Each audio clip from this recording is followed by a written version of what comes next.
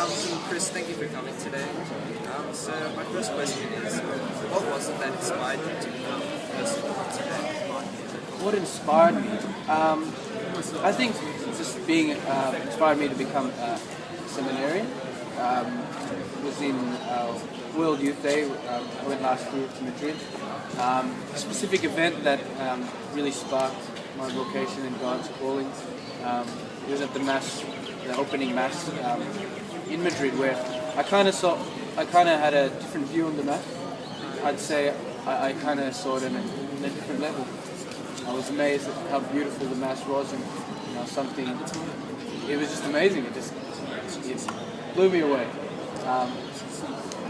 And then I started asking myself, what I'm doing now, is this what I want is this what God wants from me?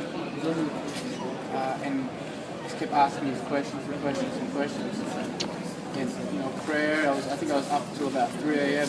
just in the chapel, just asking questions by myself, as if I was talking to you. And eventually led to, I think God wants me to do work. So what is the importance of vocation? Vocation is a calling. The calling God has for each specific person. Everyone has a vocation. So I'd say majority of people, their vocation is marriage. For some people, it's priesthood, and for others, it's religious life. Now, vocation is important because that's where God calls us in our lives to do something for Him, something specific. As I said before, priesthood, married life, or religious. And so vocation is very important, not just for me, but for everyone.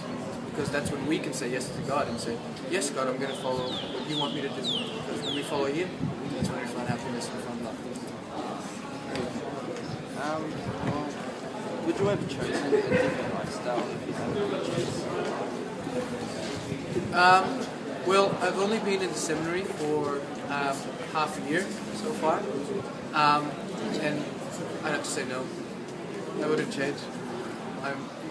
It's amazing what you experience as a seminarian. Things you experience, things you see God working through others, and of course you see that as not being a seminarian. No, I wouldn't change it. It's a very, very blessed to have God call me. One day, God, if He wants, He goes to prison. And lastly, during your time, what has been your greatest experiences? During my time, it would have to be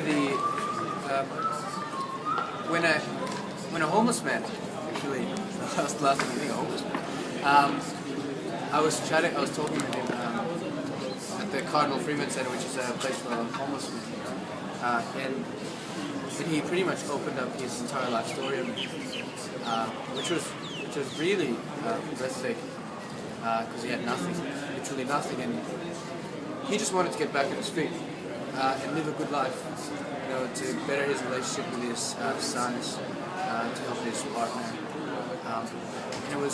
And it made me reflect on my life and how blessed I am, what God's given me, and say, God's given me all this.